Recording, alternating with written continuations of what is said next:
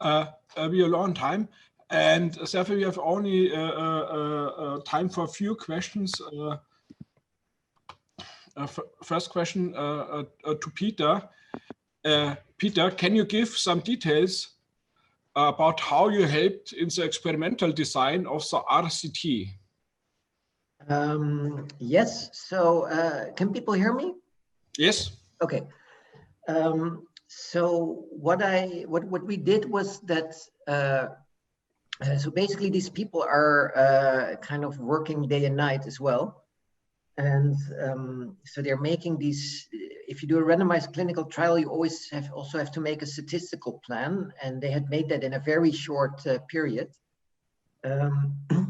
So we noted that for the, it was mostly for the second trial, we noted several strange things in their statistical design. So one thing was that they wanted to do a 2x2 test in the second trial where they test for elderly, which is like, well, I don't remember the details, but that just seemed generally not a good idea because you have all these things related to survival analysis that people may drop out of the study or come in later.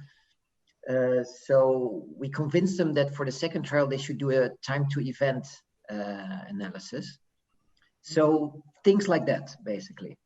Thank you. Then I have a question, time for another question to Alessandro.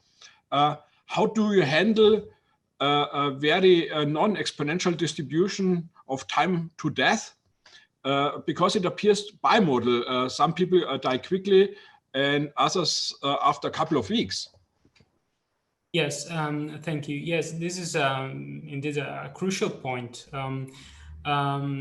We first used the dynamic SIR model because of its simplicity, and we completely rely on the idea that the coefficients, the removal rate, for example, can to a certain extent absorb this kind of behavior. However, we are now trying to consider extension of the underlying model to incorporate these kinds of effects, for example, by using an equation that estimates the rate of change of deaths with some kind of convolution, explicit convolution.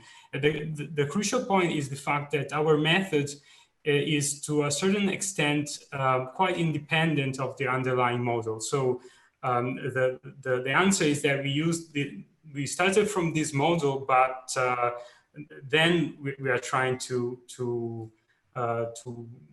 generalize to new models, and also this is an opportunity for suggestion. If you can come up with meaningful ways to replace this SIR model, we would be welcome to hear from you. So thank you. Thank you. My last question to Johannes. The disease has a consistent incubation period, 14 days with a 95 percentile. Why did you consider SIR and not SEIR? That's a very good question. So indeed, I didn't have time, but we did do a lot of consistency checks. And in the course of that, we also did consider some realizations of SEIR-like models.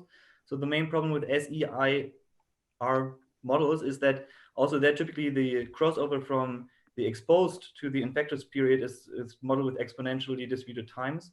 So this is typically not the case what happens in the diseases. So we instead use some convolution of log normal distributed incubation periods. It did not affect the main results very much. And the problem is that you get more parameters into the model so that the model fitting is just not getting much easier.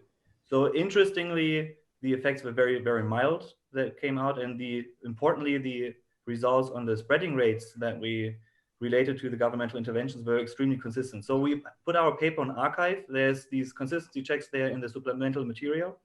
And we also have our code, by the way, on GitHub. So you can actually just play around with that and just extend it. Thanks a lot, makes sense. There were more questions in the online form. We put it online. You can look up the questions. Our speakers will do it. Thanks to all speakers from the first session.